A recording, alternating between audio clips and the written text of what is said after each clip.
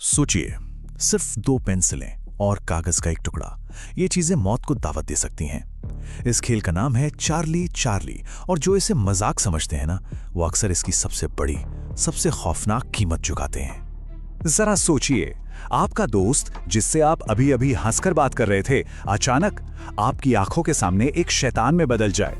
उसकी हड्डियां टूटने की कड़कड़ आवाजें आ रही हों और उसके मुंह से एक पागलपन भरी खौफनाक हंसी निकल रही हो। तो पूरे खौफनाक खेल की शुरुआत आखिर हुई कहां से? ये कहानी हमें ले चलती है एक बहुत ही आम सी जगह पर, एक कॉलेज की लाइब्रेरी, जहां शैतान को पहली बार दावत दी गई थी। 4 दोस्त थे, पीटर, जॉर्ज, डेजी और रूबी। लाइब्रेरी में बैठे थे जब अचानक एक पुरानी सी किताब शेल्फ से अपने आप नीचे आ गिरी। ये कोई इत्तेफाक नहीं था। पीटर ने जब वो किताब उठाई तो उसके पन्नों के बीच उसे कागज का एक मुड़ा हुआ टुकड़ा मिला, जैसे कोई मनहूस पैगाम हो। उस कागज पर 2 पेंसिलें रखकर यस और नो लिखा था। ये था चार्ली चार्ली गेम, एक ऐसा मनहूस खेल जिससे उन आत्माओं से संपर्क किया जाता है जो इस दुनिया में भटक रही हैं, फंसी हुई हैं। डेजी उस रात वो खेल खेलने के लिए कुछ ज्यादा ही बेचैन थी, लेकिन जॉर्ज को शायद आने वाले खतरे का अंदाजा हो गया था। उसने सबको एक बहुत सख्त चेतावनी दी, सुनो, एक बार जब हम ये खेल शुरू कर देंगे ना, तो चाहे कुछ भी हो जाए, हम में से कोई भी एक दूसरे का हाथ नहीं छोड़ेगा। एक ऐसा नियम जो बहुत जल्द टूटने वाला था। और फिर वो पल आ ही गया। रात के ठीक 11 बजे डेजी के घर पर वो चारों दोस्त उस शैतानी खेल को शुरू करने के लिए इकट्ठा हुए। उन्हें जरा भी अंदाजा नहीं था कि ये रात उनकी जिंदगी की आखिरी रात होने वाली थी। जॉर्ज ने कांपती हुई आवाज में पूछा, चार्ली, चार्ली, क्या तुम यहां हो? कमरे में पूरी खामोशी। रूबी से सब्र नहीं हुआ। उसने हाथ छुड़ाया और मजाक उड़ाते हुए कहा, अरे यार, कोई चार्ली वाली नहीं है। और बस यही वो गलती थी। जैसे ही उसने आत्मा को चुनौती दी, पेंसिल धीरे धीरे बहुत ही अजीब तरीके से घूम के यस पर आकर रुक गई। और तभी अचानक पीटर वो बुरी तरह से कांपने लगा।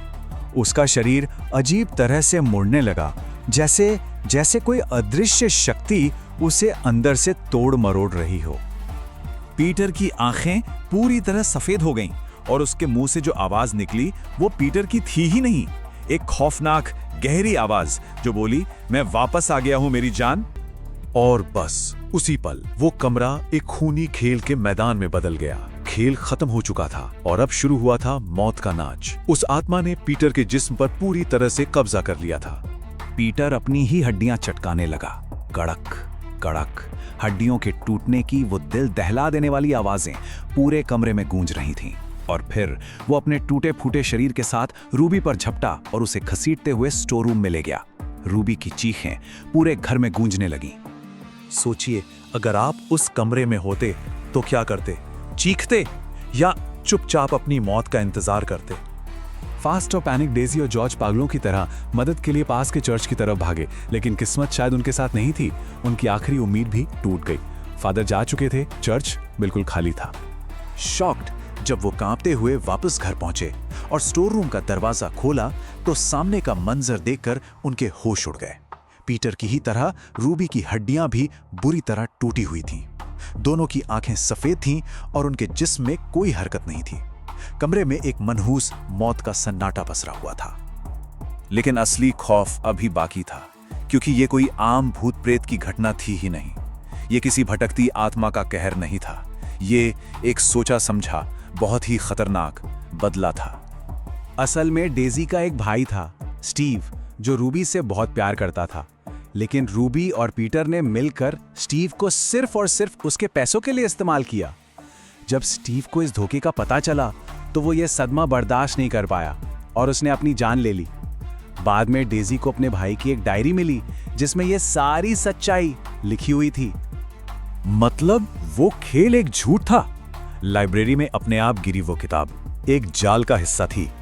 ये किसी आत्मा का हमला नहीं था, ये डेजी का बिछाया हुआ एक खूनी जाल था। और उस रात डेजी अपने कमरे में अपने भाई की तस्वीर को देखकर बस इतना बोली, भाई, मैंने अपना बदला ले लिया। बदला तो पूरा हो गया, लेकिन क्या ये अंत सही था? क्या धोखे की सजा इतनी खौफनाक मौत होनी चाहिए?